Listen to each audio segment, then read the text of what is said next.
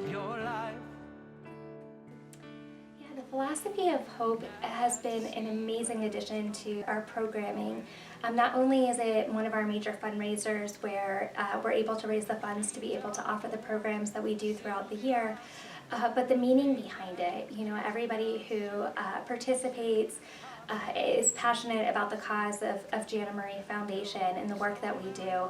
And the musicians have become like our family, which is, you know, really special to be able to just continue strengthening those bonds that we have made. So this was my first time experiencing the Philosophy of Hope concert and being a part of it as an employee of this organization. Although it was shared over a virtual platform, the emotions that are revealed through this concert, the stories that are shared through this concert, and just the lives that I believe are touched by this concert, it's insurmountable. And so if we can build on that year after year and continue to find entertainers that want to participate, people in our community that want to share their story as a way to reach out to others and inspire others to get help if they need it, then we're going to continue to do that year after year. It's just really important to who we are. I am the father of Jana Marie and also the father of Marissa Vasari, who is the founder and president of Jana Marie Foundation. Jana loved music, and that was a big part of her life, and we always played music, and music was a big part of our family life as well. So it's a great connection to Jana. Second, we were fortunate to meet Ken Baxter, who has been kind of the musical spearhead behind all of this, and Ken lost his son Alex to suicide as well, so we share that bond. I can tell you 100 stories about my son Alex. I've told them over and over again. The truth is, though, the story of my son ended when he was 20 years old. The thing about why we do these shows, is just because there are stories out there that need to be written, or more precisely, rewritten. Maybe we can work this thing out. I wanted people to know who my son was, and it seems like this is the way to do that. And then as soon as I hear myself answering this question, I'm going, is that the way to do that?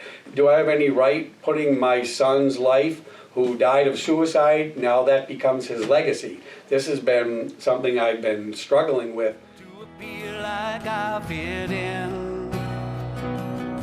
'Cause when I laugh, the world... This is what I've done my entire life. I'm from New England, and I used to do dinner theaters, and I've been doing that since I was 18 or 19. If I have an emotion, I put it in a 4-minute box, and I take it out and I hear it when I need to, and that's for other people.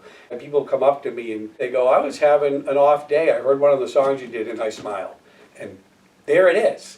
So that's why I started to do it, and now it's evolved. Mental health is not something to be taken lightly, and something to keep in mind of, and you know, not necessarily everyone thinks about, when they think of your overall health, they think that you have to take care of your mental health too. And that's something that, you know, I think our country's mindset needs to change on. I think the Jana Marie Foundation makes it a little bit easier for people to reach out and to, you know, but it still has a bad stigma in our society. But I think they're doing a great job as far as reaching out to people and getting them to seek help. And this is not because Al Vasari can hear this being said, but when I met the Vasari family, and I've said this before, that's what made me come fully on board. I've always done charities, especially since I lost my own son to suicide. And you think that's motivation enough? And it is, but this particular foundation is, when I met him, I said, I'll do whatever this man asks for as long as he asks, for as long as I can perform. I'm 11 years removed or so from my son's death, and it's the same. Some days I wake up and it's like it happened 20 minutes ago. So I will always continue to do this for as long as I moved was 75 miles away, and I drive in for this, because it's Jana Marie. So there. And Al, you still listen to all this? Yeah. Damn. And I think that each year, it tells an amazing story about adversity and overcoming those challenges and finding that road of hope and recovery.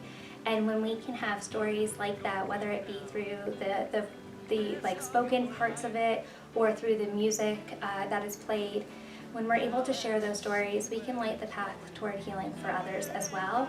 And it also helps to break down those barriers, the shame or the stigma that sometimes surrounds mental health, and helps people know that they're not alone and that it's okay to reach out and it's okay to have these conversations that are so important to help save lives.